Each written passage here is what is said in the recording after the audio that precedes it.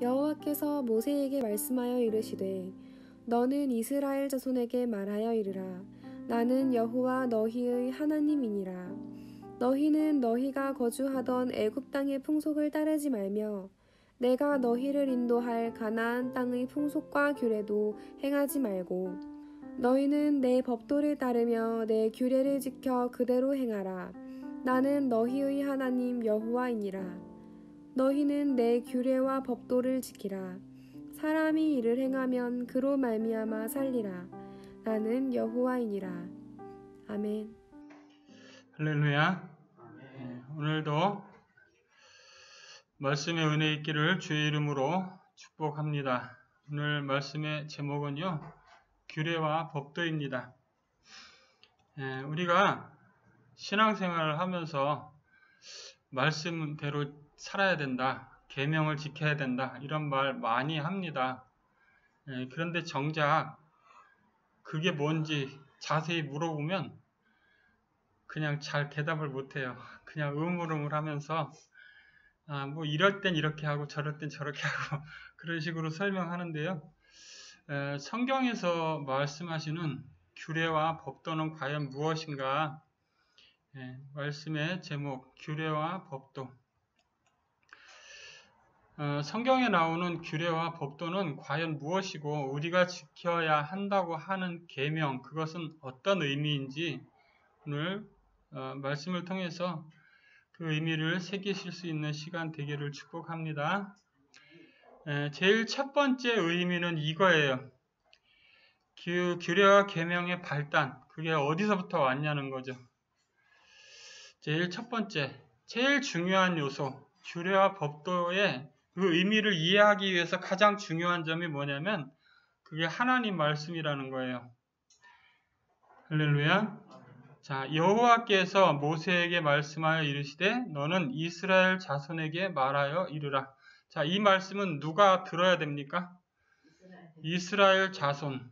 이스라엘 백성 아니에요. 이스라엘 자손이에요. 그러니까 이스라엘에 속해 있는 자손들 대대로 그런 뜻이에요. 그게 의미가 되게 중요한 게 이스라엘만이 아니라 이스라엘 자손 이렇게 되기 때문에 이스라엘 자손은요, 지금 현대적으로 해석을 하면 하나님을 믿는 모든 그리스도인들 이렇게 해석할 수 있는 부분입니다. 그래서 우리도 여전히 계명의 의미가 있는 거예요. 그러니까 이스라엘 사람들만 계명을 지켜야 된다 이런 게 아니라는 의미예요. 즉 하나님께서 말씀하셨다가 제일 중요한 내용이고 그것을 받은 사람들은 누구다? 이스라엘 자손. 즉 지금으로 치면 예수님 믿는 우리들 이렇게 해석하면 되겠습니다. 아멘. 자, 그리고 나는 여호와 너희의 하나님 이렇게 말씀하고 계셔요. 자, 하나님이 다른 사람의 하나님이면 의미가 없는 거예요. 저와 여러분, 나 자신의 하나님이어야 하는 거예요. 자, 하나님이 옆집 아줌마의 하나님이면 소용없어요. 성경에 그런 표현 되게 많이 나와요. 아브라함의 하나님, 엘리야의 하나님, 그런 표현 되게 많이 나오죠. 근데 그 하나님을 찾는 이유가 뭐예요? 내가 믿는 하나님이 아니라 그 사람이 믿는 그 하나님이라는 거잖아요. 이게 중요한 의미가 뭐여야 돼요? 나의 하나님이 돼야 되는 거예요. 즉 계명을 지키기 위해서 규례와 법도를 알아야 되는 사람의 조건이 있는데 그게 바로 하나님이 자기 하나님이 된 사람들이어야 하는 거예요. 하나님이 자기 하나님이 안 된 사람은 그거 의미 없어요.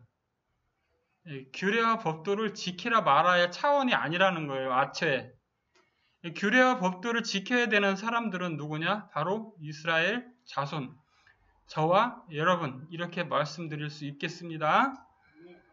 자, 그리고 그러한 전제 조건이 형성된다면 그 사람에게 규례와 법도를 설명하기 이전에 먼저 이전에 살았던 삶, 즉 이집트 땅에서의 풍속, 그리고 두 번째, 이 사람들이 앞으로 가서 살 땅, 가나안 땅의 풍속과 규례, 그 사람들의 각각 그 지역에서의 사람들의 삶의 방법이 있겠죠, 그죠?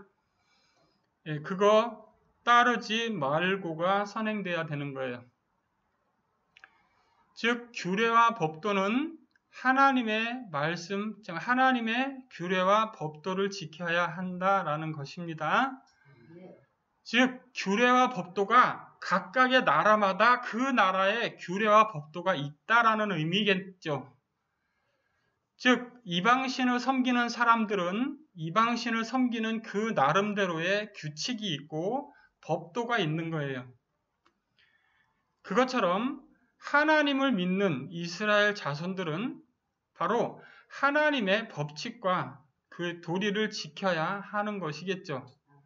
그것이 바로 규례와 법도를 따라서 지켜야 하는 사람들의 기본 전제 조건이 됩니다. 이 규례와 법도는 이제 내 법도를 따르며 내 규례를 지켜 그대로 행하라 이렇게 말씀하고 있죠. 그러니까 이거를 법도를 따르며 규례를 지켜 이걸 하려면 그걸 그대로 행하려면 뭘 알아야 돼요? 법도가 뭐고 규례가 뭔지 이걸 알아야 되죠. 그죠? 그래서 오늘은 그 법도와 규례에 들어있는 전체적인 내용이 어떤 것인가에 대해서 일단 오늘은 생각을 해보려고 합니다. 아멘. 그래서 나는 너희의 하나님 여호와이니라. 즉 하나님께서 말씀하신 법도와 규례, 그건 과연 뭔가? 자, 법도는요, 뭘 말하는 거죠? 네, 법하고요. 그쵸? 법하고 도입니다. 자, 법하고 도를 합쳐서 법도라고 하는데, 사실 이 법도나 규례나 다 그게 그 말 같지 않아요? 우리가 성경을 보면 되게 그게 그 말 같은 경우가 되게 많아요. 규례, 법도, 율례, 계명, 뭐 다 그게 그거 같지 않아요? 예. 그런데요, 엄밀하게 따지면은 다 똑같은 단어면 똑같은 단어를 썼겠죠.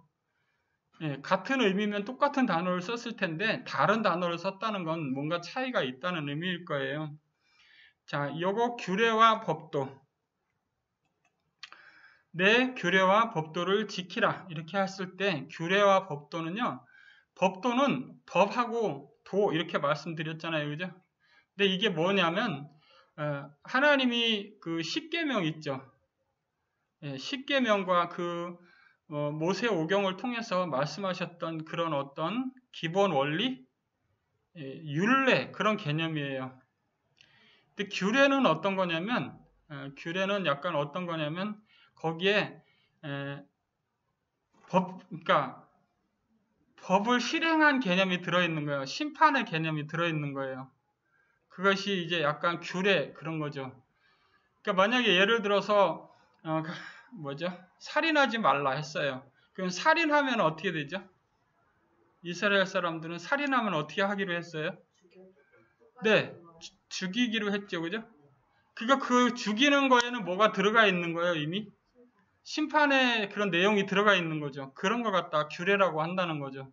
그러니까 법도라는 것을 설명하자면, 굳이 설명하자면 어떤 걸 말할 수 있느냐면 살인하지 말라. 이게 법도라면 규례는 그런 사람은 어떻게 해라. 이게 규례라고 할 수 있겠죠. 근데 사실 뭐 거기서 거기니까 그렇게 큰 차이가 있는 건 아니죠. 그죠? 예, 그래서 사실 규례와 법도라는 것은 어떤 하나님의 법칙 중에서 어떤 형식으로 우리에게 전승되었는지 그리고 지금 우리들은 그것을 어떤 식으로 이어가야 하는 건지에 대해서 아는 게 훨씬 더 효과적이겠죠. 자, 성경에서 말한 하나님이 이스라엘 백성들이 모세 오경을 통해서 이거 이렇게 해라 라고 했던 대표적인 것들이 있어요. 그죠? 제일 첫 번째가 뭐가 있었죠? 예? 제사 제도가 있었죠. 그죠? 이거 뭐라 하냐면 의식법이라 해요. 그러니까 법도가 여러 가지가 있었어요. 법도가 여러 가지가 있는데 그 중에서 가장 대표적인 것이 제사 제도가 있었어요. 그렇죠? 제사 제도 말고 또 그런 의식법에 해당되는 것들이 또 뭐가 있냐면 절기가 있었어요. 절기. 지금은 우리가 그 절기를 어떤 형식으로 우리는 그 절기를 이어받았죠? 부활절 같은 걸 들을 수 있겠죠. 예를 들면 또 뭐 성탄절 같은 거, 예수님의 그런 기념하는 그런 절기 같은 거, 그런 것이 일종의 법이 될 수 있는 거예요. 근데 이스라엘 백성들은 정말 그들이 지켜야만 하는 날이 있었잖아요. 3대 절기, 이런 거 있었잖아요. 그죠? 그런 것처럼, 우리들은 그게 거기에 나름대로 하나씩 다 의미가 있었죠. 3대 절기하면 첫 번째 6월절에는 무슨 의미, 이렇게 다 있었잖아요. 그죠? 그런 의미들을 오늘 자세히 다 해자는 그런 뜻이 아니고, 그런 것이 있다라는 것에서 멈추려고 합니다. 즉, 제사 제도에도 또 5가지 제사, 이렇게 제사 드릴 때는 어떻게 하고 많았잖아요, 내용이. 근데 그런 거 하나하나가 다 이스라엘 백성들에겐 뭐였어요? 그들이 정말 하나님을 향한 법칙이었었죠, 법칙. 그것처럼 지금 현대 우리 그리스도인들은 하나님을 향해서 어떤 법칙을 나름대로 가지고 있습니까? 가지고 있죠. 주일날 교회에 와서 예배 드려야 된다, 이런 규칙을 가지고 있는 거잖아요. 수요일 날도 금요일 날도 우리가 교회에 모여서 무엇을 하는 것, 그게 바로 하나님을 향해서 우리의 마음을, 믿음을 드리는 거고 우리의 삶으로 고백하는 거잖아요. 그러니까 이스라엘의 의식법이 완벽하게 없어졌다라고 생각되진 않아요. 즉 하나님이 그것을 통해서 그것의 본질적 의미가 가르치고자 하는 것을 예수님이 이미 다 이루셨지만, 그 이루신 것을 우리가 그대로 다 전승해서 다음 세대에게 알려주기 위해서 우리도 여전히 무엇을 가지고 있는 거예요? 그 내용을 전승할 필요를 가지고 있는 것이고요. 그런 걸 전승하기 위해서 뭐가 필요해요? 우리 나름대로의 형식이 필요한 거죠. 즉 많은 사람들이 형식을 되게 무시하는 사람들 많이 있어요. 그래서 심지어는 11조 그거 안 해도 돼 이렇게 하는 사람들 많이 있거든요. 근데 사실은 어떤 그런 형식이 완전히 무너지게 되면 제대로 전달이 안 된다는 거죠. 이스라엘이 그 신앙관이 무너지면서 그들이 우상의 그런 것들을 받아들이고 그들을 섬기게 되는 가장 결정적인 이유가 뭐였냐면 하나님 말씀을 받아들이지 않는 거예요. 즉, 그 사람들, 하나님께서 이것은 나는 여호와니라 그러면서 나는 너희의 하나님 이렇게 말씀하셨던 그게 내게 안 되는 거예요. 내게 안 되는 사람은 다르게 살겠죠. 그죠? 그렇기 때문에 우상을 섬길 수밖에 없는 거예요. 왜? 사람에게는, 우리 모든 사람들에게는 하나님이 인간을 지으셨기 때문에 당연히 어떤 마음이 있냐면 신을 향한 지향성이 있어요. 그렇기 때문에 하나님이 그 자리에 계시지 않으면 다른 게 그 자리를 대체하게 돼 있단 말이죠. 하나님이 이스라엘 사람들, 이스라엘 자손들에게 내리신 이 법은요, 정말로 우리를 지으신 그분이 내리신 법이기 때문에 사람으로서 살아가는데 가장 중요하고 요긴한 것들로만 가득 채우셨어요. 할렐루야. 그리고 지금 우리들도 여전히 그 효과를 누리고 있는 거죠. 우리가 정말 하나님의 은혜에 감사해서 주님의 부활을 기념하면서 주님의 모든 고난을 기억하면서 이렇게 우리가 신앙생활을 하는 그것이 바로 그대로 남아있는 거예요. 우리한테는. 우리는 사실을 잘 느끼지 못할 수도 있어요. 내가 개인적으로 체험하면서 느끼지 못할 수도 있지만 사실 그런 내용들이 우리에게 그대로 남아있는 거죠. 즉 지금 여기서 말씀한 모세오경에서 하나님이 말씀하셨던 그 의식법 자체가 그 의미 내용은 완성되었다 할지라도 완성된 내용의 의미를 그대로 전승하기 위해서 우리는 여전히 어떠한 형태로든지 형식이 남아 있어서 우리 나름대로의 의식법을 가지고 있다는 거예요. 아멘. 그럼으로써 이러한 의식의 법, 즉 우리가 지금 우리식으로 표현하면 예배 드릴 때의 어떤 규칙 같은 거, 그런 게 있는 거예요. 할렐루야. 모든 교회들은 그 교회 나름대로 거기에 하나님이 말씀을 이렇게 하셨어, 하나님이 이런 걸 더 기뻐하셔 라는 요소들을 가지고 예배를 구성하는 거예요. 우리는 뭘 제일 중요시 여깁니까? 우리 교회는 우리 교회 예배 시간의 대부분을 차지하는 게 뭐예요? 말씀입니까? 저희 교회는 아마 말씀하고 찬양이 거의 많은 부분을 차지한다고 저는 생각을 해요. 왜냐하면 찬송가가 적어도 한 8개, 거의 주일 오후도 그렇고 수요일도 그렇고 금요일도 그렇고 거의 한 8개 정도 하잖아요. 찬송가 8개면 기본 한 4분 정도 걸린다 해도 그 시간이 말씀 듣는 시간이랑 거의 비슷해요. 그렇지 않아요? 그러니까 우리 나름대로요, 어떤 그런 걸 가지고 있는 거예요. 만일에 기도를 훨씬 더 소중히 여기시는 어떤 그 교회를 리더하시는 분이 계시다면 그분은 그 시간 중에서 많은 부분을 잘라서 기도하는 데 쓰겠죠. 예전에 실제로 메소디스트 교회 같은 경우는 어떤 경우가 있었냐면 그냥 사람들이 와서 앉아 있어요. 그냥. 그러면서 뭘 하냐면 그냥 묵상하는 거예요. 그래서 그 시간에 하나님이 그 어떤 사람에게 임하시면 그 사람이 일어나서 이야기하는 거예요. 그냥 그게 예배예요. 그 사람들 보유의 형식의 예배. 그날 아무도 말씀을 안 하셔요. 그러면 1시간 정도 있다 그냥 가요. 여러분, 그렇게 하는 것을 우리가 뭐라 할 수 있습니까? 아니에요. 그 사람들 내면에 누가 계셔요? 하나님이 계시죠. 하나님의 인도하심을 믿는 거죠. 우리는 그분들이 그런 식으로 예배 드리는 것에 대해서 우리가 뭐라 할 수 없어요. 정말로 우리 교회가 갖는 것이 최선이다. 이거 우리가 봤을 때 우리 교회에서는 이게 가장 좋은 것 같아. 이렇게 하는 걸로 가는 거죠. 이것이 완벽해. 이건 하나님이 주셨으니까 꼭 이렇게 안 하면 절대 생명을 잃어버릴 거야. 이거 아니라는 거죠. 즉 오늘 말씀에 말씀하셨잖아요. 뭐라고요?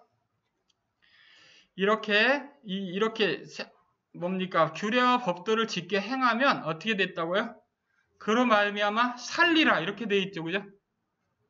여기에서 말씀하신 살리라는 것은 이 사람들에게 이렇게 하면 뭐가 주어지는 거예요? 생명이 주어지는 거죠. 그죠?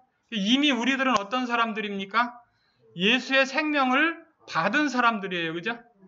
그러니까 우리는 여기랑은 뭔가 미세하게 달라요. 미세하게 다르지만 여전히 의식법을 무시할 수는 없다는 얘기죠. 할렐루야. 그 다음에 두 번째, 이 규례와 법도에는 규례가 아까 심판의 의미를 가지고 있다 했잖아요. 그렇기 때문에 여기에는 어떤 법이 있을 수 있냐면 사회법이 들어있을 수 있어요. 네, 예를 들어서 살인하지 말라라든가 그런 거를 예를 들 수 있겠죠. 그죠? 그 다음에 뭐죠? 내 이웃의 물건을 탐내지 말라라든가 그런 것들은 실정법이잖아요. 그죠? 어떻게 보면 그런 것들은 예수님에 의해서 어떻게 됐죠? 의미가 더 강화됐죠. 그죠? 예? 살인하지 말라. 여기 구약 시대에는 어떤 거였어요? 실제로 사람을 죽인 것들에 대해서 이야기했었잖아요. 그죠? 실제로 사람을 죽이면 그가 뭘 흘리니까? 피를 흘리니까. 근데 우리가 지난번에 했죠. 피는 생명이다. 이렇게 그죠? 그러니까 피를 흘리게 되면 그 사람은 대체로 자기의 죄에 대해서 피를 흘려야만 했죠. 그럼 우리는 어때요, 지금? 피 흘리신 것을 다 예수님이 다 이루어 놓으셨죠. 그러면 우리는 아무것도 하나 살인을 해도 되나요? 그런 의미가 절대 아니잖아요. 지금 우리들에게는 그것이 어떤 의미로 강화됐냐면 예수님이 직접 말씀하신 거예요. 뭐라고요? 살인하지 말라고 하였거니와 뭐라 했다? 미워하는 자, 형제를 미워하는 자도 똑같은 거다는 거죠. 그런 실제로 실정법에 관계된 어떤 것들이 바로 있을 수가 있겠습니다. 그죠? 자, 그 다음에 여기에 규례와 법도에 해당하는 가장 중요한 것, 그런 어떤 제사제도나 그런 거, 의식법, 그 다음에 사회법 이런 게 있다면 이번엔 도덕법이 있겠죠. 제도적으로 법을 어기는 건 아니지만 우리가 윤리 같은 거죠, 일종의. 그런 거를 봤을 때 그런 것들도 뭐 예를 들면 간음하지 말라 이렇게 했어요. 그죠? 그것도 뭐 물론 실정법 될 수 있겠지만 그것이 만약에 사회적으로 무리를 일으키는 법들이잖아요. 그런 행동들이잖아요. 그런 도덕적인 어떤 것들이 성경에는 엄청나게 많이 나와요. 그죠? 예, 그런 어떤 실정법과는 약간 좀 다른 어떤 요소들이 많이 있어요. 근데 그런 거 하나하나를 다 일일이 다 설명할 수는 없지만 그 많은 것들, 예, 그것들이 바로 다 여기에서 말하는 그 규례와 법도의 틀 속에 들어가는 거예요. 그럼 그 규례와 법 틀, 그 속 안에 들어가는 그 모든 요소들이 정말로 우리가 지킬 수 없는 것들이냐? 그렇지 않아요. 근데 실제로 예수님이 더 강화시켜 놓은 법들은 우리가 하기가 힘들죠. 왜? 지나가는 사람이 나 뺨 때렸어요. 그럼 이쪽도 때려주세요. 이렇게 할 수 있습니까? 정말 그렇게 하라고 그렇게 써놓으신 건가요? 그런 의미는 아닐 것 같아요.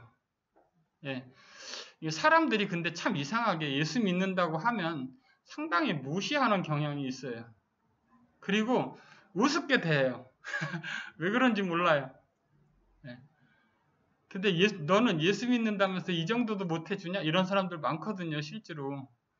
예. 근데 그 사람들이 하는 거 보면 진짜 이상하게 하거든요. 제가 이런 말씀 드리는 이유는 실제로 우리가 세상 사람들과 같은 가치관에 우리가 살지 않기 때문에 전혀 다른 대우를 받을 수 있다는 의미예요. 근데 그렇게 됐을 때 여러분들은 어떻게 하시냐는 거죠. 여러분이 정말 지나가는데 어떤 사람한테 맞았어요. 그러면 여러분 그거 어떻게 처리하십니까? 법에 호소하십니까? 아니면 하나님께 호소하십니까? 어느 게 정답일까요? 저는 두 가지 다 해야 된다고 생각해요.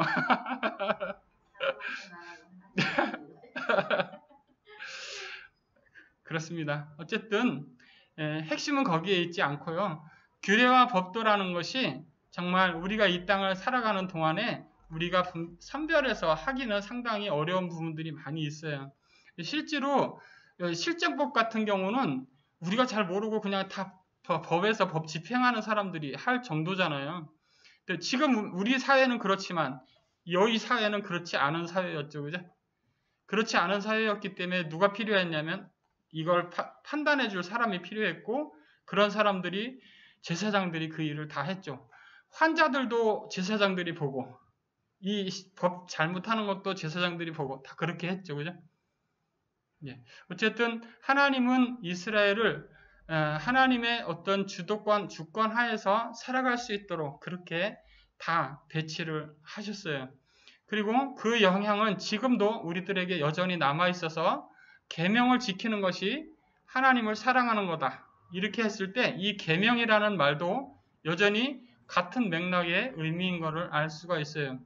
계명을 지킨다는 것은 그 계명이 무엇이냐라고 했을 때 구약에 나오는 토라의 핵심이 뭐였습니까? 토라의 핵심 딱 두 가지 있어요. 하나가 뭐냐? 거룩이에요. 내가 거룩하니 너희도 거룩할지니라. 이 거룩은 어디서부터 발달된 거예요?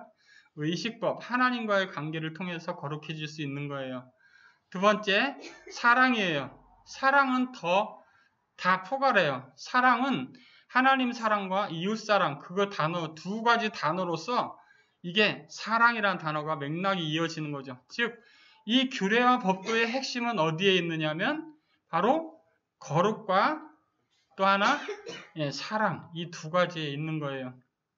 그런데 이렇게 말하면 엄청나게 추상적으로 들리잖아요. 그죠? 실제로 우리가 살아가는 동안에 만나는 그 사건들마다 우리가 이거는 이렇게 해야지 사랑이야. 이건 이렇게 해야지 사랑이야. 이렇게 설명할 수 있나요? 그렇지 않기 때문에 사실은 어려운 거죠. 그래서 우리 스스로 우리의 힘으로 해낼 수 없다고 고백할 수밖에 없는 거예요. 그래서 하나님의 도우심이 우리에게 필요한 것이고 성령께서 그 길을 걷도록 해주시지 않으면 불가능하다 이렇게 나오는 겁니다. 즉 규례와 법도는 하나님이 사람들에게 이대로 행하면 살리라 이렇게 말씀하셨던 그 시대와 우리들의 시대는 무언가 굉장히 다른 점을 가지고 있지만 공통점도 있다는 거죠. 어떤 면에서 공통점이냐? 계명을 지키는 것이 하나님을 사랑하는 거다라는 면에서 공통점을 가지고 있죠. 여러분들 살아가시면서 하나님의 법도를 늘 인식하면서 살아가는 것이 중요합니다. 그래야 우리의 신앙을 끝까지 지키면서 제대로 전승할 수가 있는 거예요. 우리가 하루하루를 살아가는 동안에 정말 무엇을 토대로 그것을 판별할 수 있느냐? 내가 선택한 길이 거룩한 길이냐? 내가 선택한 길이 사랑을 선택한 것이냐? 거기에 초점을 맞추시면 대부분이 다 보이실 거고, 보이지 않을 때 어떻게 하면 되겠습니까? 아버지, 이렇게 하면 됩니다. 기도하겠습니다. 하나님의 법을 지키는 그 사람이 살리라 말씀하셨습니다. 주님께서 그것을 완성시키셨습니다. 우리들은 그 완성하신 것을 전승할 의무를 가지고 있습니다. 하나님, 우리 시대에 참으로 하나님께서 올바른 법도를 지키며 살아갈 수 있도록 하나님, 우리를 인도하여 주시옵소서. 우리의 미련하고 부족한 것을 주님께서만 채워주실 수 있습니다. 우리의 걸어가는 발걸음 주께서 함께 하실 줄로 믿고 예수님의 이름으로 기도합니다. 아멘.